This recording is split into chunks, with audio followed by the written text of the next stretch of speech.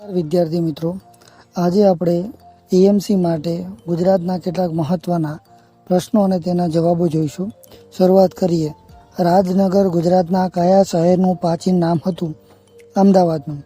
અમદાવાદના કોટની પહેલી ઈંટમાં ક્યાં મુકાઈ હતી? માણેક બુરુજની જગ્યાએ. મોહમ્મદ બેગડાએ અમદાવાદ શહેર ફરતે કોટ બનાવી કેટલા દરવાજા મૂક્યા હતા? તો 12. ત્યારબાદ છે ગુજરાતમાં આવેલું એકમાત્ર આંતરરાષ્ટ્રીય હવાઈ મથક સરદાર વલ્લભભાઈ પટેલ હવાઈ મથકને આંતરરાષ્ટ્રીય દરજ્જો ક્યારે આપવામાં આવ્યો? 24 જાન્યુઆરી 1991ના રોજ.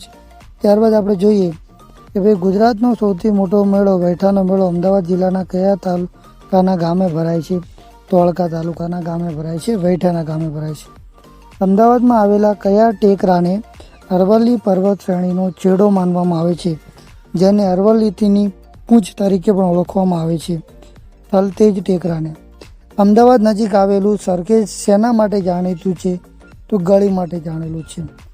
રાવળ કુટુંબના કુળદેવી ખંભલાવ માતાનું મંદિર ક્યાં આવેલું છે? તો માંડલ ખાતે આવેલું છે. આગળ જોઈએ. અમદાવાદમાં આવેલ પતંગ ઉદ્યોગના સ્થાપક કોણ છે? નાનુભાઈ શાહ.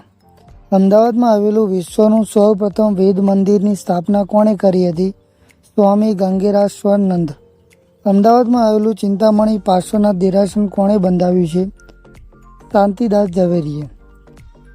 જ્ઞાનવાળી વાવ ક્યાં આવેલી છે? તો ખંભાતમાં આવેલી છે.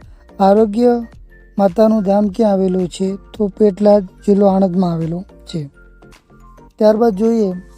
ભારત પાકિસ્તાનના ભાગલા સમયે સંપત્તિ વહેંચવામાં મહત્વનો ભાગ ભજવનાર H.M. પટેલનું મૂળ વતન કયું છે? તો સોજિત્રાજી આણંદ. વડોદરા ગાયકવાડ રાજાઓની રાજધાની કઈ બની હતી? 1734માં. વડોદરામાં મફત અને ફરજિયાત પ્રાથમિક શિક્ષણ કોણે દાખલ કર્યું હતું? મહારાજા સયાજીરાવ ગાયકવાડ.